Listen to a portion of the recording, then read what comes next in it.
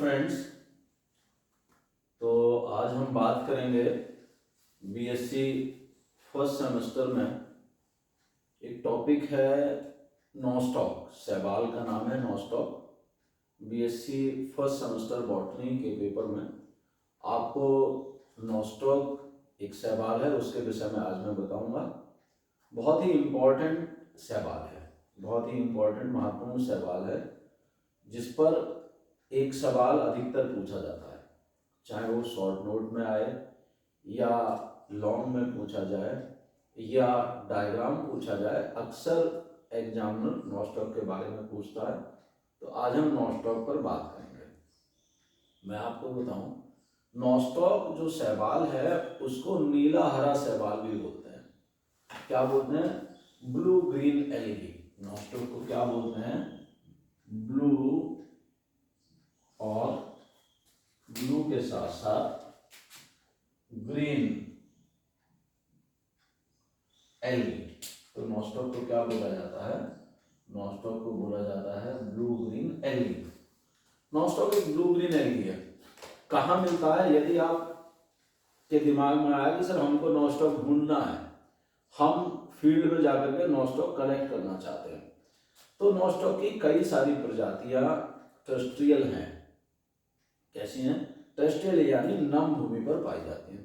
तो हम नम भूमि से भी जो नॉस्टॉक है उसके ट्राइकोम्स को निकाल सकते हैं, वहां से कलेक्ट कर सकते हैं। कुछ प्रजातियां ऐसी है जो एजोला में मिल सकती हैं। एजोला को आप निकालोगे तो एजोला की वेंट्रल सरफेस पर आपको नॉस्टॉक के थ्रेड्स मिल जाएंगे। तो अभी हम एमजेपी रुहेलखंड यूनिवर्सिटी बरेली उत्तर प्रदेश में जो बीएससी फर्स्ट सेमेस्टर के छात्र हैं, जो बरेली कॉलेज बरेली में बॉटनी के स्टूडेंट्स हैं, उनके लिए एक शॉर्ट वीडियो तैयार किया है मैंने। बहुत ज़्यादा लेंथी वीडियो में तैयार नहीं करता, मैं आपको पहले बता चुका हूँ। ऐसे वीडियो बनाने का उद्देश्य है कि बरेली कॉलेज बरेली में जो गांव देहात का बच्चा आता है पढ़ने, उसकी कैसे मैं मदद कर पाऊँ, जो विषय है उसके प्रति उसमें रुचि कैसे विकसित हो, सब्जेक्ट के प्रति इंटरेस्ट कैसे विकसित हो, इस प्रयास के साथ मैं ये वीडियो बनाता हूँ। तो हम बात करते हैं नॉस्टॉक की। तो अगर हम एलगी में देखें, अगर हम सहवालों के वर्गीकरण के हिसाब से देखें, तो नॉस्टॉक क्लास साइनोफाइसी का सदस्य है। क्लास साइनोफाइसी का दूसरा नाम मिक्जोफाइसी भी है। तीसरा क्लास साइनोफाइसी का नाम साइनोबैक्टीरिया भी है। अब हम क्लास साइनोफाइसी या मिक्जोफाइसी को साइनोबैक्टीरिया क्यों कहते हैं? भाई बैक्टीरिया बिल्कुल अलग है, जीवाणु अलग है, सहवाल अलग है, लेकिन हम इस जो क्लास है साइनोफाइसी, जो नॉस्टॉक है, इसको साइनोबैक्टीरिया भी बोलते हैं। कारण, उसका महत्वपूर्ण कारण है, आपको याद रखना है कि ये जो ब्लू ग्रीन एलगी है, ये जो मेंबर हैं साइनोफाइसी क्लास के, ये जीवाणुओं से समानता प्रदर्शित करते हैं। अगर हम जीवाणु को देखें और नीले हरे शैवाल को देखें तो उनमें कुछ समानताएं पाई जाती है। क्या समानता पाई जाती है? यदि हम दोनों की कोशिका देखें तो दोनों की कोशिका की जो कोशिका भित्ति है, अगर बैक्टीरिया की कोशिका भित्ति देखें और ब्लू ग्रीन एलगी शैवाल जो हैं उनकी कोशिका भित्ति देखें, तो दोनों की कोशिका भित्ति एक समान पदार्थ म्यूकोपेप्टाइड म्यूरामिक एसिड की बनी होती है। यही बैक्टीरिया में है और यही ब्लू ग्रीन एलगी में। तो दोनों की जो सेल वॉल है, दोनों की जो कोशिका भित्ति है, वो एक समान है, एक जैसे पदार्थों की बनी हुई है। एक सिमिलरिटी, ठीक है, एक समानता। दूसरी समानता यदि हम देखें तो हम ये पाते हैं कि जो बैक्टीरिया, जो जीवाणु है, उसमें अविकसित केंद्रक पाया जाता है। जो जीवाणु है उसमें अविकसित केंद्रक पाया जाता है, और जो नीले हरे शैवाल हैं इनमें भी अविकसित केंद्रक पाया जाता है। जीवाणु में well develop, well organised, well develop cell organelles नहीं पाए जाते। यहाँ जो नॉस्टॉक है या ब्लू ग्रीन एलगी है, इनमें भी वेल डेवलप सेल ऑर्गेनेल नहीं पाए जाते। जीवाणु की कोशिका प्रोकैरियोटिक होती है और जो नॉस्टॉक है, जो ब्लू ग्रीन एलगी है, इनकी कोशिका भी प्रोकैरियोटिक होती है। तो ये समानता होने के कारण वैज्ञानिकों ने इनको साइनोबैक्टीरिया कहा है। लेकिन पौधों में क्यों रखा गया, आप समझिए, बहुत महत्वपूर्ण बात है। खास बात यह है कि क्लोरोफिल ए का पाया जाना। क्लोरोफिल ए अमूमन एंजियोस्पर्मिक प्लांट्स में या एल्गी में पाई जाती है। एंजियोस्पर्म प्लांट्स की जगह यदि हम बात करें तो शैवालों में पाई जाती है क्लोरोफिल ए। तो चूंकि क्लोरोफिल ए पाई जाती है, इस कारण से हमने जो नॉस्टॉक है उसको कहाँ रखा, एल्गी के साथ रखा, शैवालों के साथ रखा। तो कहाँ मिलेगा मैं आपको बता चुका हूँ। यदि नॉस्टॉक आपको ढूंढने जाना हो, नॉस्टॉक आप कलेक्ट करना चाहते हैं, तो नम भूमि पर नॉस्टॉक आपको मिल सकता है, धान के खेत में आपको नॉस्टॉक मिल सकता है। ऐसे स्थान जहाँ हल्की नमी है वहां नॉस्टॉक के थ्रेड मिल सकते हैं। नॉस्टॉक एक कॉलोनियल एल्गा है, पूरी की पूरी कॉलोनी मिलती है, और जो कॉलोनी है उसमें कई सारे ट्राइकोम्स, सैकड़ों ट्राइकोम्स गुथे होते हैं। जैसे मोती की माला आपस में उलझ जाती है कई बार, ठीक ऐसे ही जो ट्राइकोम्स हैं उसके नॉस्टॉक के, ये आपस में उलझे हुए रहते हैं। अगर हम एक ट्राइकोम देखें तो हम एक ट्राइकोम देखते हैं तो उसमें बहुत सारी वेजिटेटिव सेल्स एक के बाद एक के बाद एक के बाद ऐसे आपस में गुथी होती हैं, ऐसे आपस में जुड़ी होती हैं, और इनके चारों ओर, पूरे ट्राइकोम के चारों ओर एक म्यूसिलेज का आवरण, एक लसलसा पदार्थ पाया जाता है, जो ट्राइकोम को डेसिकेशन से बचाने में, सूखे से बचाने में, ज्यादा तापमान से बचाने में मदद करता है। खास बात यह है ट्राइकोम की कि ट्राइकोम में कुछ विशेष प्रकार की कोशिकाएं भी पाई जाती हैं, कुछ विशेष प्रकार की कोशिकाएं पाई जाती हैं। वो कौन सी कोशिकाएं होती हैं, वह कोशिकाएं कहलाती हैं हेट्रोसिस्ट। हेट्रोसिस्ट एपिकल पोर्शन पर भी पाई जा सकती है और ट्राइकोम के बीच में भी पाई जा सकती है। तो जो बीच में पाई जाएगी वो इंटरकैलोरी हेट्रोसिस्ट कहलाएगी। अगर हम एक कोशिका देखें, मैं आपको बता चुका हूं, यदि हम एक कोशिका देखें तो हम ये पाते हैं सेल वॉल, सेल वॉल के बीच में, सेल वॉल के चारों ओर जो म्यूकस है, वो म्यूसिलेज है, वो भी मौजूद होगा, और सेंटर में हम देखेंगे साइटोप्लाज्म भरा है। साइटोप्लाज्म दो हिस्सों में बटा है, एक क्रोमोप्लाज्म, एक सेंट्रोप्लाज्म। क्रोमोप्लाज्म में जो पिगमेंट्स हैं वे पाए जाएंगे।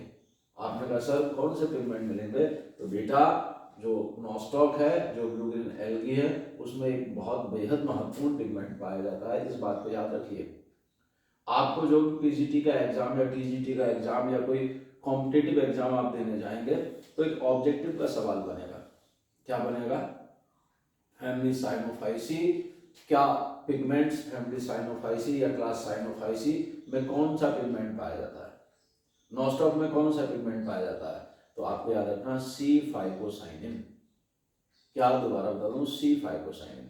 और दूसरा पिगमेंट आपने कहा सर सी फाइकोइरिथ्रिन, और इससे पहले मैं अभी बता के गया कि साथ ही साथ क्लोरोफिल ए भी पाया जाता है। तो ये सब के सब क्रोमोप्लाज्म वाले भाग में पाए जाते हैं। ये जो चारों तरफ क्रोमोप्लाज्म वाला भाग है उसमें पाए जाते हैं, और सेंटर में बीचों बीच में क्या पाया जाता है, सेंट्रोप्लाज्म। जो सेंट्रोप्लाज्म है उसमें जेनेटिक मटेरियल मौजूद है। अब जेनेटिक मटेरियल अन्य कोशिकाओं के जैसे पैक्ड नहीं है, क्या है, बीच में पैक्ड नहीं है, ऐसे ही इकट्ठा है। कौन सा है, आपने कहा सर डीएनए। डीएनए के साथ साथ कुछ अमाउंट में आरएनए भी मौजूद होता है। तो साथ ही क्या और मौजूद होता है क्रोमोप्लाज्म वाले हिस्से में, आपने कहा सर अगर हम बात करें पिगमेंट के साथ साथ तो फाइकोसाइनिन स्टार्च भी मौजूद है, रिजर्व फूड मटेरियल भी मौजूद है। तो इस तरह ये बात हुई सेंट्रोप्लाज्म की, ये बात हुई क्रोमोप्लाज्म की, बात हुई सेल वॉल की, सूडोवैक्यूल्स की। मैंने आपको बताया था कि जब ये ट्राइकोम बनता है, ट्राइकोम की एक सेल देखे तो हम ये पाते हैं कि वो एक दूसरे यूं गुथी होती है जैसे माला में मोती। कारण प्रत्येक सेल में पोलर नोड्यूल्स पाए जाते हैं। जो पोलर नोड्यूल्स हैं एक सेल को दूसरे सेल से जोड़ने में मदद भी करते हैं। मैंने विशेष प्रकार की सेल का नाम बताया हेट्रोसिस्ट। वैज्ञानिकों का ये मानना है कि हेट्रोसिस्ट नाइट्रोजन फिक्सेशन में मदद करती है। They are helpful in nitrogen fixation. तो कई सारे वैज्ञानिकों ने, फाइकोलॉजिस्ट ने, बॉटनिस्ट ने ये बताया कि हेट्रोसिस्ट का पाया जाना ये शो करता है कि ये नाइट्रोजन फिक्स करते हैं। साथ ही जो हेट्रोसिस्ट है वो एसेक्सुअल प्रोडक्शन में भी मदद करती है।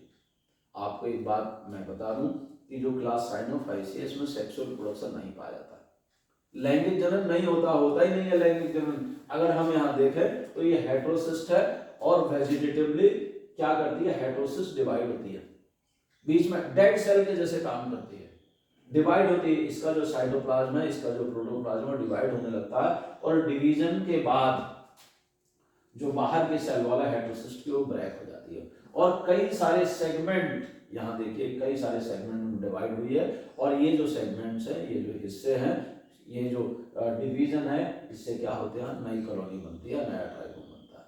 तो इस तरह से जो हेटेरोसिस्ट है वो क्या करती है, वेजिटेटिव रिप्रोडक्शन में मदद करती है, साथ ही नाइट्रोजन फिक्सेशन का काम भी करता है।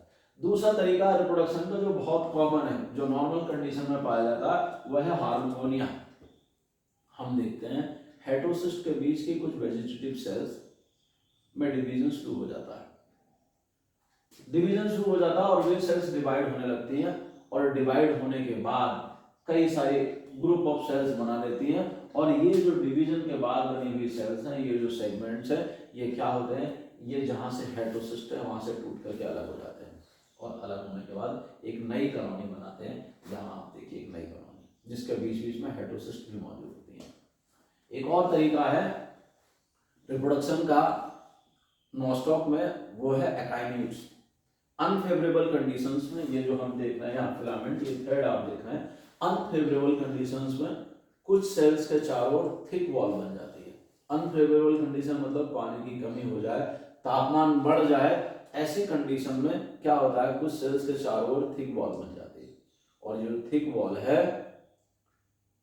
उसके कारण ये अनफेवरेबल कंडीशन को पास कर जाते हैं। फेवरेबल कंडीशन आने पर ये सेल डिवाइड होती हैं और डिवाइड होकर के एक नया थैलस बना दिया करती हैं। तो इस प्रकार से नॉस्टॉक में एसेक्सुअल रिप्रोडक्शन पूरा होता है। मैं आपको बताऊं, काफी साल पहले तक ये माना जाता था कि शायद जो हेटेरोसिस्ट है वो यूजलेस है, लेकिन धीरे धीरे वैज्ञानिकों की रिसर्च से ये प्रमाणित हुआ कि जो हेटेरोसिस्ट है वो नाइट्रोजन फिक्सेशन में मदद करती है और आज नीले हरे शैवालों को बायो फर्टिलाइजर के रूप में भी प्रयोग किया जा रहा है। सरकारें इस बात पर काम कर रही हैं कि जो बायो फर्टिलाइजर्स है उसके द्वारा कैसे फसल के प्रोडक्शन को बढ़ाया जाए, तो उसमें भी ब्लू ग्रीन एल्गी का इंपॉर्टेंट रोल है। तो महत्वपूर्ण टॉपिक जिस पर मैंने आपसे बात की। यदि आपको कोई बात मेरी समझ में नहीं आई है, आपको लगता है हमें यहाँ कंफ्यूजन है, या सर ये हमको आप दोबारा बताइए, या इस विषय पर भी आपको वीडियो अपलोड करना चाहिए, तो आप मेरे चैनल को सब्सक्राइब करें, कमेंट बॉक्स में कमेंट लिखें, और यदि आपको लगता है कि सर ये वीडियो हमको बना के दे दीजिए या ये टॉपिक हमने नहीं पढ़ा है, तो आप मुझको सीधे फ़ोन भी कर सकते हैं, व्हाट्सएप भी कर सकते हैं, और बरेली कॉलेज के स्टूडेंट हैं तो यहाँ आकर सीधे ही बता सकते हैं। मैं ऑन डिमांड आपके जो आप मुझको कहेंगे मैं अपने समय अनुसार वो वीडियो बनाकर अपलोड भी करूँगा। तो अगेन पुनः आपसे विदा लेता हूँ, अगले वीडियो में फिर मुलाकात होगी, और मेरे चैनल को सब्सक्राइब अवश्य करें, ज़रूर से करें, और जो भी कमेंट आप करना चाहते हो कमेंट भी करें। Thank you.